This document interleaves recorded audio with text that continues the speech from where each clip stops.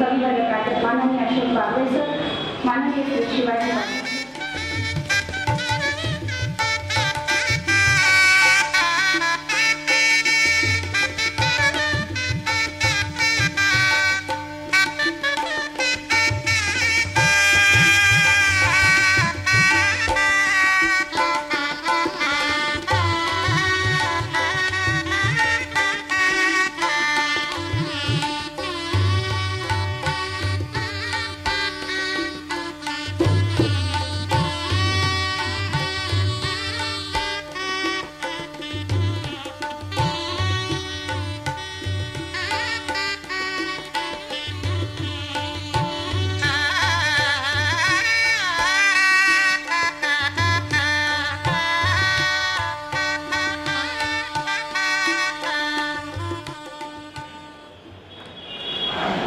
प्रकाशन सोहळ्यासाठी सगळे हजर झाले.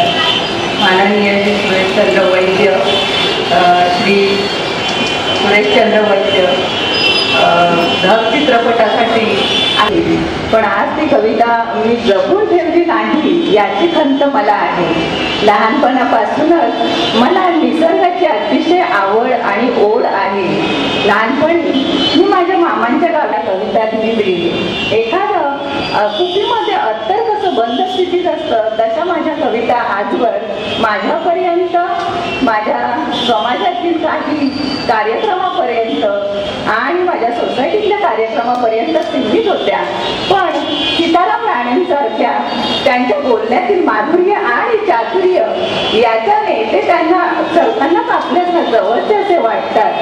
आणि त्यांच्या मला श्रीमती उषा भिंगावडे यांनी मला त्यांचं नाव सुचवलं.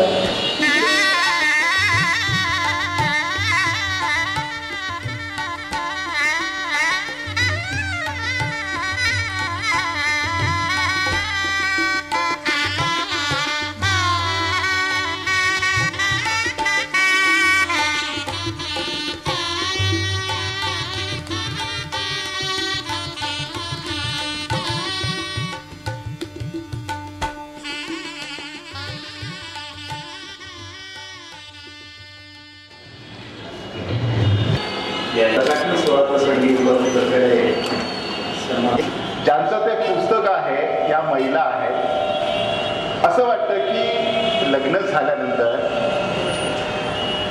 पहिल्यांदा जे मूल होतं, मातृत्व मिळाल्याचा आनंद एखाद्या स्त्रीला होतो. आज काव्य मॅडम यांच्या कुंभड या काव्यसंग्रहाचं जे प्रकाशन आहे, तर मी जर खरं तर कायद्याचा माणूस आहे. त्याचं नाव खरंच सार्थक ठरल्याच्या काव्यसंग्रहाला गुंफण.